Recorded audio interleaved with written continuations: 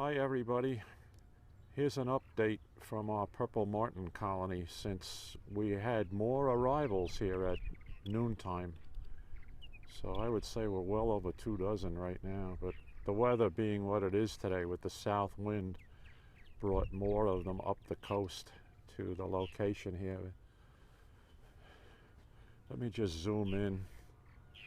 Got quite a few ASY males, after second year males, and there's already some squabbling about nesting cavities. Before I ran back to the house to get the iPad to show this, there were a couple of males duking it out on a shelf for one of the cavities.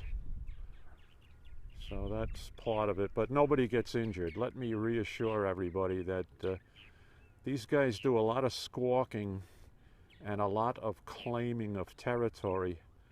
But in my 30 years of doing this with purple martins, I have never seen a bird injured in a fight with another martin. It just doesn't happen. They tumble down to the ground sometimes, and it looks like they're locked in mortal combat, but one guy gives up, and then, you know, both of them go. One goes off proud as the winner, and the other guy goes off with hurt pride, and he survives. So they're pretty sturdy, hardy little characters here. I think that's what makes them so appealing. Part of what makes them so appealing. See, when they're preening themselves like this, I've learned over the years that these are the guys who have just recently arrived from a long distance flight. And by long distance, I mean for them, they probably flew up here today from Delmarva Peninsula, or maybe from Cape May area of New Jersey. And, you know, they flew a triangular route across the Atlantic Ocean to out here.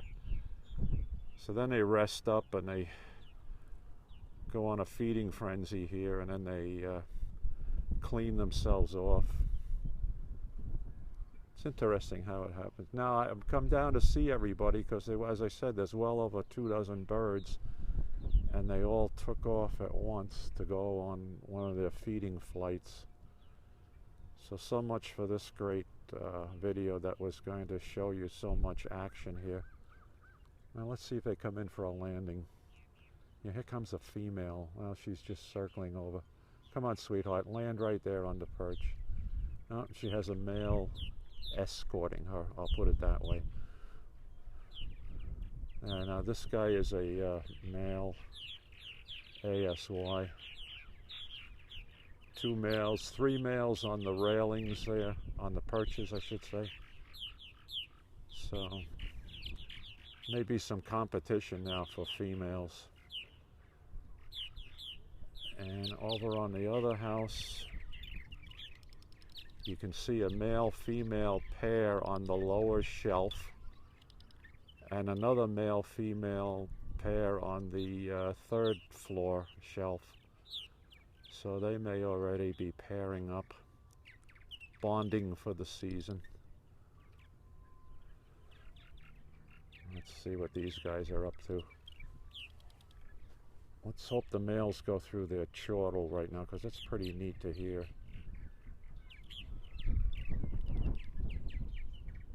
Come on, guys, don't disappoint me. Go through your song. They're camera shy, so unfortunately they're not doing anything right now. Okay, so that's just a short update. I'm going to come down here after supper and see what's going on, because usually around 6:30, 7 o'clock time frame, they start thinking about bedding down for the night, and gets pretty active here if the weather is still warm.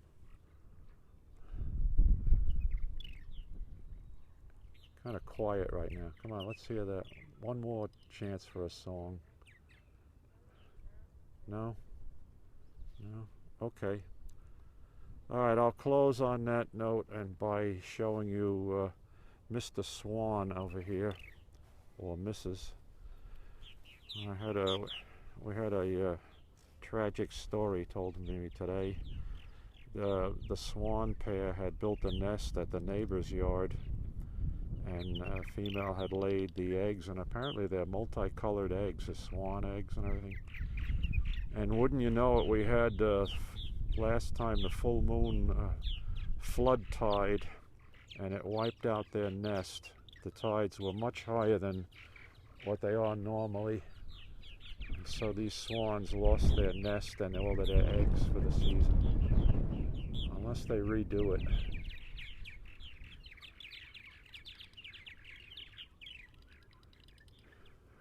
Okay, that's what I wanted to hear from you guys.